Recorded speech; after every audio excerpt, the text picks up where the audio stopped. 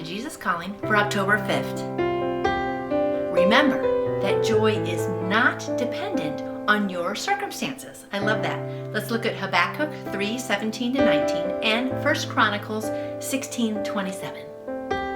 Habakkuk 3:17-19 says, "Though the fig tree does not bud, and there are no grapes on the vine, though the olive crop fails, and the fields produce no food, though there are no sheep in the pen and no cattle in the stalls, yet I will rejoice in the Lord. I will be joyful in God my Savior. The sovereign Lord is my strength. He makes my feet like the feet of a deer. He enables me to go on the heights." And I love it. Off to the side here I have, joy does not come from things, but from the fact that God is my Savior. And that is true. All the things can be taken away, but we can still have joy because we know God is our Savior. And 1 Chronicles 16:27 says, "Splendor and majesty are before him, strength and joy in his dwelling place." Remember that joy is not dependent on your circumstances. Some of the world's most miserable people are those whose circumstances seem the most enviable. People who reach the top of the ladder career-wise are often surprised to find emptiness awaiting them. True joy is a byproduct of living in my presence. Therefore, you can experience it in palaces, in prisons, anywhere. That's really good. Let's back that one up and read that again. True joy is a byproduct of living in my presence. Therefore, you can experience it in palaces, in prisons, anywhere.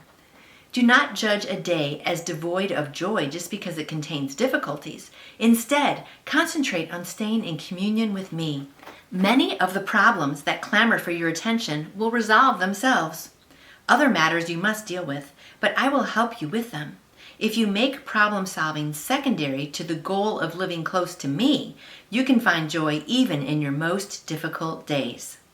I love that last line. Let's read that last line one more time. If you make problem solving secondary to the goal of living close to me, you can find joy even in your most difficult days.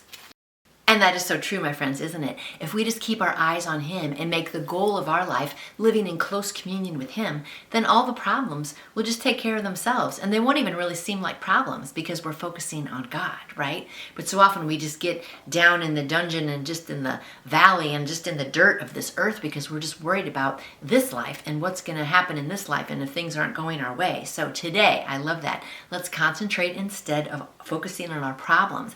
Let's focus on God and keep our eyes on Him.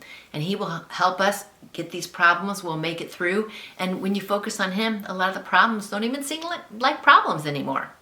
They might just be opportunities in disguise. Have a great day, shedding all your problems and keeping your focus on Him. And I'll see you back here tomorrow. You can order your own Jesus Calling devotional book by going to jesuscalling.com.